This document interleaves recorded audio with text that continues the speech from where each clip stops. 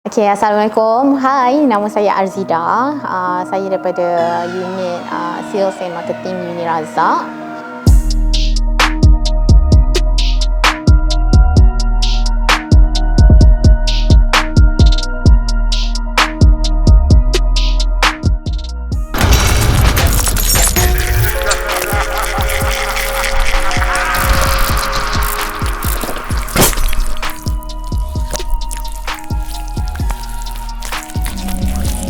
Saya nak berkongsi review mengenai satu buku yang saya baru baca recently. Buku yang bertajuk Dikejar Mayat oleh Tamarjalis. So kalau biasanya siapa yang menggemari buku-buku genre mistik, thriller, cerita-cerita hantu, okay, so ni adalah penulis yang biasanya kita memang kenal sangatlah. Tamarjalis ni dia terinspirasi untuk menulis buku ni sebab masa kecil dia selalu follow atuk dia. Atuk dia ni adalah, kalau zaman dulu-dulu dia orang panggil bomoh, tapi dia bukan bomoh, cuma dia ada ilmu, kata ilmu boleh melihat dan mengubati orang yang terkena penyakit-penyakit mistik lah. Ini actually buku tulisan Tamarjalis ni ada banyak. Ini salah satu yang saya baru baca. Sebelum ni saya pernah baca Berjanji dengan Syaitan, tak silap.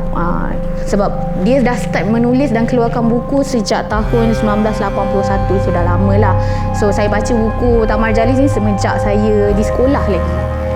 Dalam buku Tamarjalis ni, dia setiap chapter dia, setiap bab dia tu adalah cerita-cerita berlainan, tapi adalah cerita dia bersama dengan atuk dia sewaktu mengubati orang yang sakit. So dalam buku ni saya nak ceritakan dua bab yang saya dah baca.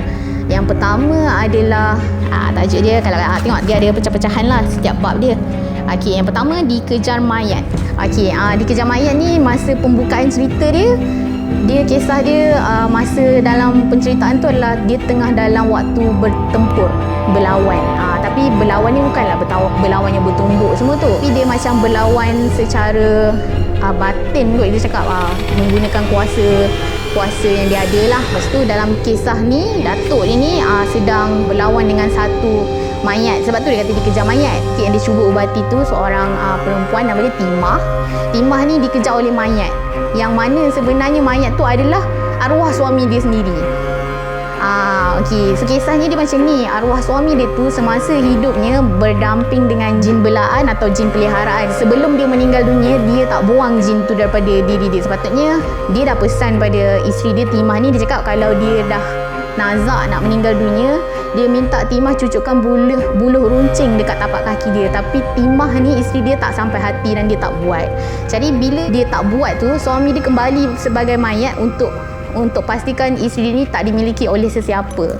Dia sebenarnya mencari tuan balik. Sebab tu dia kembali pada isteri dia ni, Timah lah. Jadi Timah ni dihantui oleh mayat ni.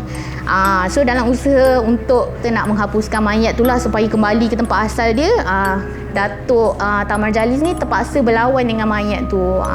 Jadi dia bertempur dengan mayat ni dengan cara menggunakan kuasa dan juga ayat-ayat suci Al-Quran. So daripada situ dia dapat kembalikan mayat tu supaya pulang dengan menggunakan bulu runcing tu juga, tak silap saya.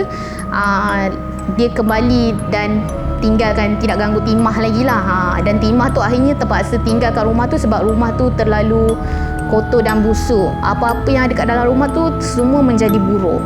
Ceritanya rumah tu akhirnya ditinggalkan dan Timah tu dibinakan rumah baru oleh penduduk kampung.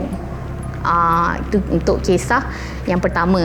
Untuk bab kedua cerita ni pula, so lepas habis cerita pertama tadi, dia bersambung yang kedua. Tapi bersambung tu hanya karakter yang sama dibawa ke satu kampung yang lain pula. Datuk Tamarjalis ni dia pergi ke satu kampung sebab atas pelawaan kawan dia Haji Azhari ni. Dia pelawa Datuk Tamarjalis ni. Sebenarnya tujuan dia nak minta Datuk Tamarjalis merawat anak dia yang sakit, sakit mistik lah. Kalau kita biasa dengar dulu-dulu orang sebut busung. Busung ni penyakit dia, anak dia punya perut jadi besar macam perempuan mengandung, tapi sebenarnya tak mengandungi apa-apa dalam perut tu. Di hospital, dia dah buat X-ray dan sebagainya. Doktor sendiri kata dia tak ada apa-apa penyakit. Anak Haji Azhari ni anak dara yang belum berkahwin lagi, tapi disebabkan penyakit macam ni dia jadi lemah. Nak berdiri pun tak boleh sebab dia sakit kan, perut dia terlampau besar macam orang mengandung, tapi dia tak mengandung.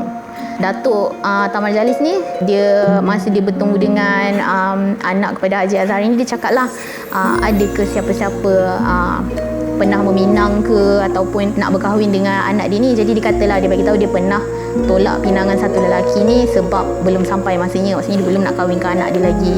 Berdasarkan ciri dan penyakit anak kawan dia ni, dia tahulah ini adalah penyakit yang buatan orang lah. Maksudnya orang gunakan sihir, syirik dan syaitan untuk balas dendam pada keluarga ni.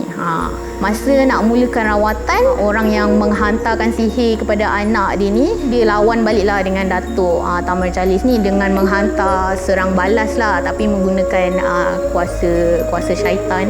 Waktu dia nak rawat tu dia macam terganggu, tak boleh buat. Jadi dia kena panggil seorang lagi kawan dia untuk bantu dia pulihkan anak gadis ni tadi. Sebab kawan dia tu lebih tahu macam mana nak handle penyakit ni lah. Jadi dia pergi ke satu lagi kampung yang mana kawan dia tu tinggal. Nama dia Wasim. Wasim ni dia dulu adalah satu orang yang dikenali dekat tempat tu sebagai orang yang jahat.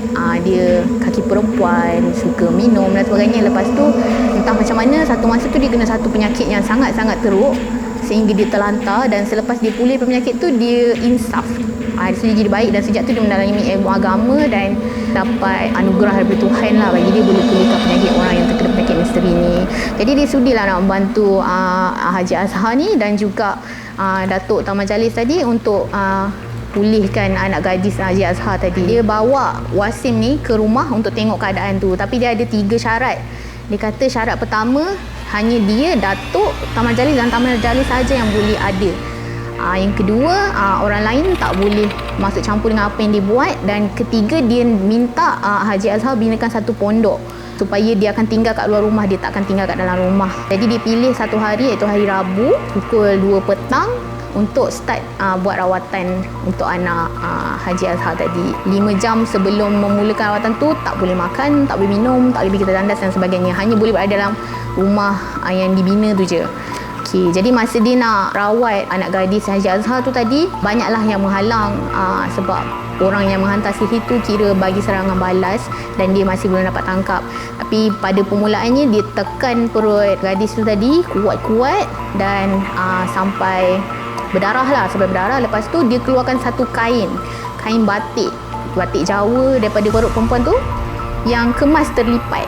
Lepas tu perut tu kecil dan rata macam biasa balik lah. So kain tu dapat dikeluarkan. Lepas tu dia cakap lah, kenal ke kain ni? Bila dia tanya pada perempuan tu bila dia dah okey kan, dia cakap kenal ke kain ni? Lepas tu cakap ini kain batik saya yang ayah dengan mak dia belikan masa pergi Indonesia. Tapi kain tu tiba-tiba hilang satu hari. So kain tu lah yang ada dalam perut dia selama ni, yang menjadi perut dia busung. Ada serangan juga daripada orang yang hantar sihir tu. Dia cuba menyerang lagi gadis tu, tapi kali ni macam dia dah buat pasak supaya tak kena serang lagi lah kan. Dan dia nak sambung ke next chapter untuk cari siapakah sebenarnya yang buat sihir kepada anak gadis ni. Yang tu saya belum baca lagi. Okey, so tu baru bab kedua lah daripada cerita yang saya baca dalam buku ni. Sebenarnya kalau tengok buku ni nipis je, tapi macam saya cakap, disebabkan gaya penulisan Tamerjalis ni tadi, kita betul-betul boleh imajinasi, kita boleh imagine apa yang dia sampaikan dalam cerita dia dalam setiap baris ayat dia dengan menggunakan perkataan bahasa yang klasik pun, tapi dia memang sangat-sangat boleh buat kita imagine lah. So bila saya cerita pun jadi panjang, padahalnya baru chapter kedua yang saya baca tadi tu, dan seterusnya banyak lagi. Macam saya cakap tadi, dia ada sambungan dia pula, dia cari siapa dia orang yang menghantar sihir tu. So kalau anda berminat membaca cerita-cerita yang macam ni, boleh baca buku ni, Dikejar Mayat. Dia macam agak susah cari, tapi kalau kita cari dekat library lama mesti ada buku ni. Sebab kalau tengok pun konten buku memang konten buku yang lama lah, tahun 81 kot.